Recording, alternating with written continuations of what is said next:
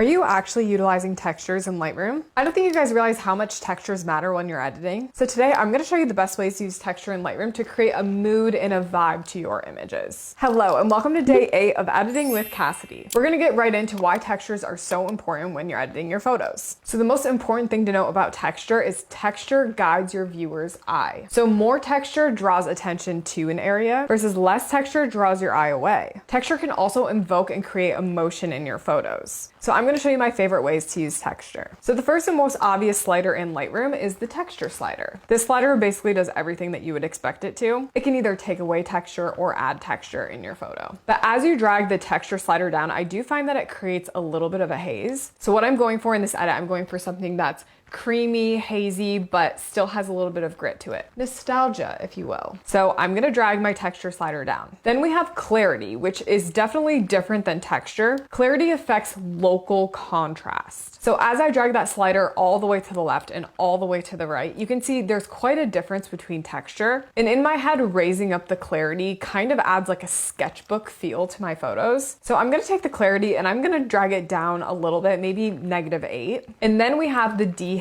feature. By lowering the dehaze, you lower contrast, but you also lower micro texture. Ultimately, if you were to drag the dehaze slider all the way down, it kind of just creates this white haze over the whole image. This is definitely a good feature to raise up if you're dealing with like sun flares, but for this image specifically, I want a little bit of haze, so I'm gonna float around like -12. I also find that sometimes raising some of the shadows and the darks in my image actually help create like a hazy feel. So in my tone curve, I'm just gonna take the shadows and the blacks and raise it up just slightly. Now we've got grain. Grain is essentially what it sounds like. You're adding little grain pieces to the visual image. In my photo right now, it's really soft, but I want to add a little bit of grain into the photo to add a little bit of grit and nostalgia, almost like an old film photo. So I'm going to raise up my grain to around 20, and I'm going to keep my size and roughness at 50. And what I really like here is you can start to see some of that grain in the background too. And the last thing when it comes to texture is this feature in Lightroom called lens blur. Basically what you can do is apply this feature and you can choose what areas of the photo to blur. Now with a photo like this, my background is already pretty blurry, but if I wanted to add a smidge more blur to the photo, this would be the area to do it. Okay, so we've covered texture, clarity, grain, all the things. So here's a before photo without adding texture to my photo, and here is an after. You can see this really draws the eye to the hands in the photo and really creates an overall mood to my image. All right guys, bye.